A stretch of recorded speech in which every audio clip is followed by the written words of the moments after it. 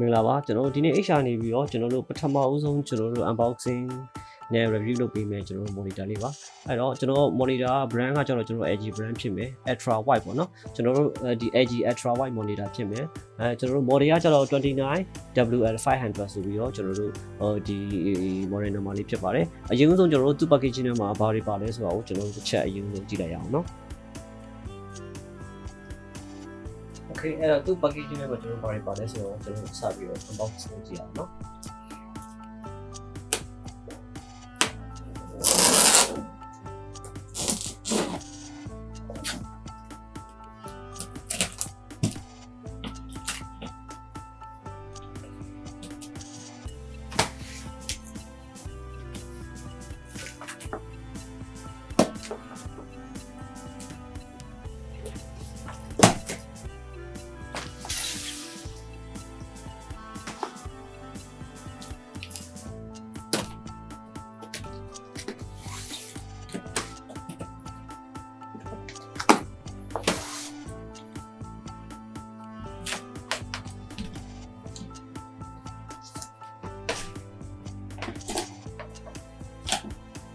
Okay ဗျာ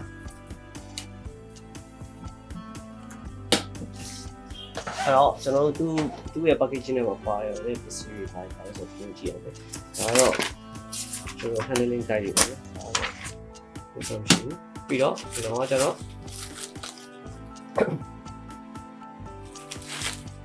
ဒီကောင်လေးကကျတော့ကျွန်တော်တို့ဒီ stand ပေါ့နော် stand ပေါ့ဟုတ် monitor stand ပေါ့ဘာလို့လဲပြောပြအောင်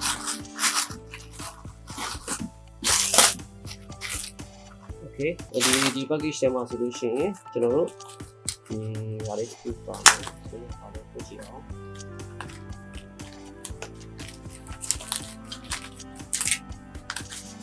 ဒီကောင်လေးကကျတော့ခုနက stand မှာကျွန်တော်တို့ဒီအဆွတ်ဆွတ်တဲ့နော်ကျွန်တော်ဒီ stand မှာကျွန်တော်ဒီအဆွတ်ဆွတ်တဲ့ဟာလေးပါအပြောက်လုပ်တဲ့ဟာလေးပေါ့နော်ဒါ screw တွေသူဆွဲပြီးတော့လို့ရှိရင်ကျွန်တော်အပေါ်နေပြီးတော့ရှာတဲ့ဟာလေးပေါ့နော်ဒီဒါ installation လုပ်ပါမယ်ကျွန်တော်ထပ်ပြီးတော့ပြပါမယ်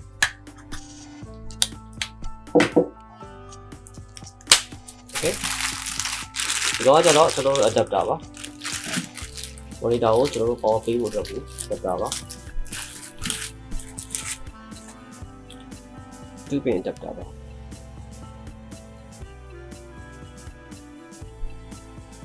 အောက်ကတော့ကျွန်တော်90 volt ပေါ့နော်90 volt 2 pin adapter 1.3 ampere ရှိတဲ့2 pin adapter ပါ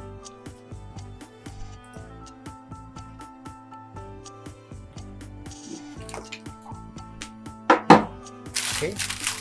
ဒီကတော့ကျတော့ HDMI ကျူပါ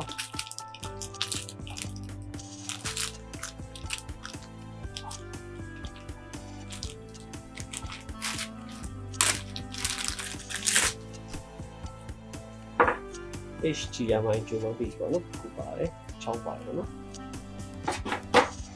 Okay ဆိုတော့နောက်တစ်ခုကကျတော့ဒီကောင်လေးပေါ့နော်ဒီကောင်လေးကကျတော့ကျွန်တော်တို့ဒီ screw နှလုံးပါမယ်ဒီ stand မှာဆွဲဖို့အတွက်ပေါ့နော် stand မှာဆွဲဖို့အတွက် screw နှလုံးပါပါမယ်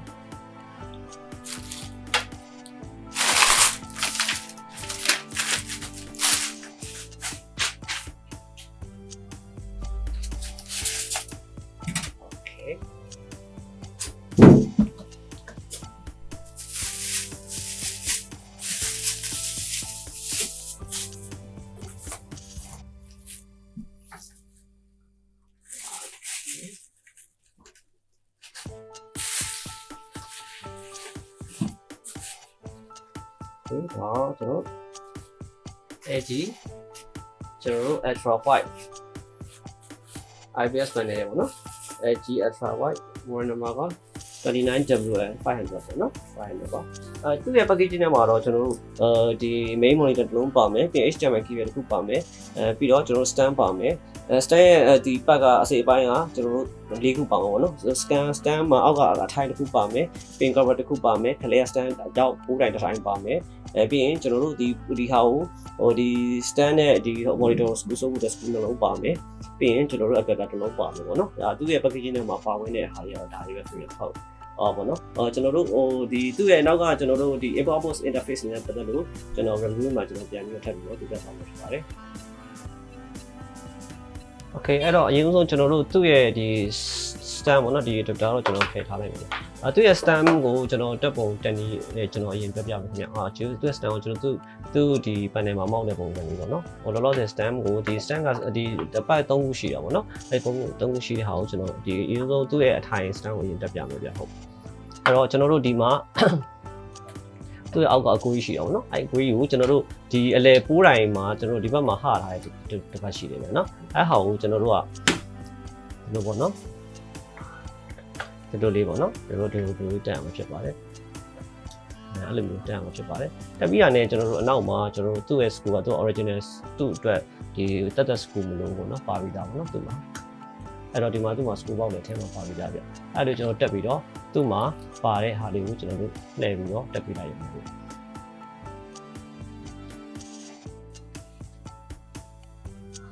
ဒါကတော့သူ့အောက်က stand အထိုင်တက်တဲ့ပုံစံပေါ့နော်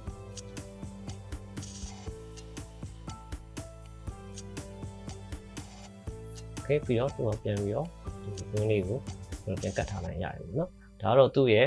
အထိုင်တက်တဲ့ပုံစံလေးပေါ့နော်ပြီးတော့မှသာကျွန်တော်တို့ကနောက်ကကျွန်တော်တို့သူ့ panel နဲ့ကျွန်တော်တို့အခါလေးပြန်ပြီးတော့မောက်မှာဖြစ်ပါတယ်โอเคအဲ့တော့သူ့ panel နဲ့မောက်ကြည့်အောင်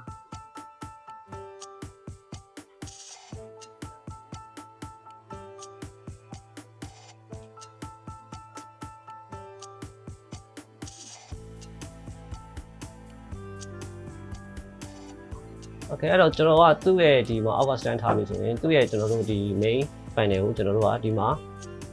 ကျွန်တော်တို့ဒီ main panel ရဲ့ဒီနားမှာသူ့ရဲ့ screw box 2ပေါက်ရှိတာပေါ့နော်အဲ့တော့အဲ့ main panel တွေကိုကျွန်တော်ဒီတိုင်းပဲ switch ချလိုက်ရင်ပေါ့နော်โอเค switch ချပြီးတာနဲ့ဒီ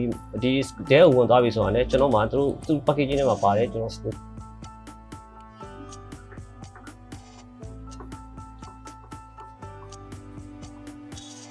โอเคနောက်တစ်လုံး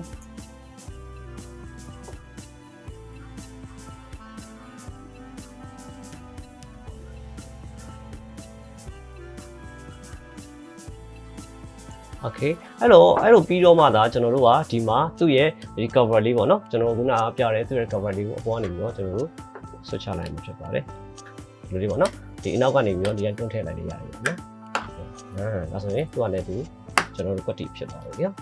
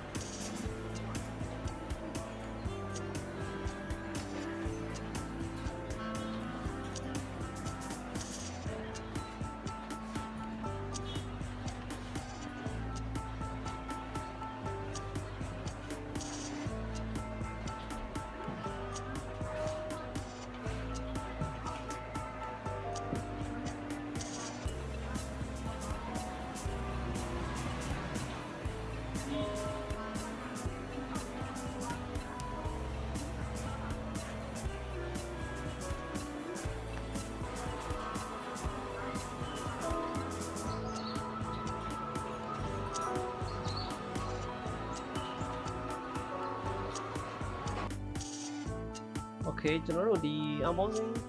ဒီပတူရဲ့ package ထဲမှာ unboxing လုပ်ပြတဲ့ကျွန်တော်တို့ဗီဒီယိုကိုကျွန်တော်တို့ရှေ့မှာပြသွားပြီဆိုတော့ဒီကောင်လေးရဲ့ကျွန်တော် review လေးကိုကျွန်တော်ပြပြချင်ပါတယ်ဒီ specification လေးနဲ့ကျွန်တော်ပြပြချင်ပါတယ်အဲ့တော့ကျွန်တော်ကဒီ model ကတော့ကျွန်တော်တို့ဒီ LG UltraWide 29WL500 ဖြစ်တယ်လက်မအနေနဲ့ကတော့ကျွန်တော်29လက်မအောင်မှာကျွန်တော် flat ဖြစ်ပြီးတော့ UltraWide 21/9 aspect ratio နဲ့လာပါတယ်ကျွန်တော်တို့ဒီပုံမှန် monitor တွေအများစုကတော့ကျွန်တော်တို့ 60/9 ratio aspect ratio နဲ့လာပါတယ်သူရဲ့ panel type ကတော့ကျွန်တော်တို့ဒီ IPS panel type ဖြစ်တယ် IPS panel ဆိုတော့ in-plane switching ဆိုတဲ့ panel type ဖြစ်ပါတယ်အဲ့တော့အခြားအမျိုးအစား display panel type တွေထပ်ပို့ပြီးတော့ကြည်တင်ပြီးတော့အယောင်ဆူဆူလေးဖြစ်နေမှာဖြစ်ပါတယ်အဲ့တော့တခြားမျိုးစား panel type တွေဆိုတော့ကကျွန်တော်တို့ VA panel တို့ကျွန်တော်တို့နောက်တစ်ခုကကြတော့ TM panel တို့ဆိုတာရှိပါတယ်အဲ့ဒီထဲမှာကျွန်တော်တို့ဒီ IPS panel ကကြတော့ကျွန်တော်တို့ဒီ editor တွေအကြိုက်ပေါ့နော် editor ရဲ့အကြိုက် panel တွေတစ်ခုလည်းဖြစ်ပါတယ်နောက်တစ်ခုကကြတော့ကျွန်တော် frequency ကလည်း75 Hz ဖြစ်တဲ့အတွက်ကြောင့်အဓိကကတော့ကျွန်တော်တို့ editing သမားတွေအကြိုက် high panel လေးတစ်ခုဖြစ်ပါတယ်ဘာလို့လဲဆိုတော့ကျွန်တော်တို့ gamer တွေအများစုက Hz များတော့ကျွန်တော်ရွေးချယ်ကြပါတယ်အနည်းဆုံးကျွန်တော်တို့ 144 Hz လောက်ရှိတဲ့ monitor တွေရွေးချယ်ဝင်ကြတယ် office သမားတွေ graphic designer သမားတွေ editor တွေကတော့ကျွန်တော်60 Hz or 75 Hz ကိုပို့ပြီးတော့ကျွန်တော်ရွေးချယ်ဝင်ကြပါတယ်ဒီ model လေးရဲ့ကျွန်တော် resolution အနေနဲ့ရော2560 1080 resolution ရှိပြီးတော့ response time အနေနဲ့ရော GDG 5 millisecond ရှိပါမယ်နောက်ကြတော့ color gamut အနေနဲ့ရော sRGB 99% ပေါင်းမှာဖြစ်ပြီးတော့ number of color အရေးအတွက်ကတော့ကျွန်တော် 60.7 million ရှိပါမယ်နောက်တစ်ခုကကြတော့ကျွန်တော်တို့နောက်တစ်ခုကျတော့ကျွန်တော်တို့ input output interface ကိုကြည့်မယ်ဆိုလို့ရှိရင်ကျွန်တော်တို့ HDMI version 2.0 port ပေါ့နော် HDMI version 2.0 port နှစ်ခုပါမှာဖြစ်ပါတယ် HDMI 1 နဲ့ 2 ပေါင်းပြီးတော့ကျွန်တော်တို့ဒီ headphone jack ပေါ့နော် jack box ပေါ့ jack ကကျွန်တော် 3.5 milli ပေါ့နော် 3.5 milli ကျွန်တော် audio jack တစ်ခုပါဝင်မှာဖြစ်ပါတယ်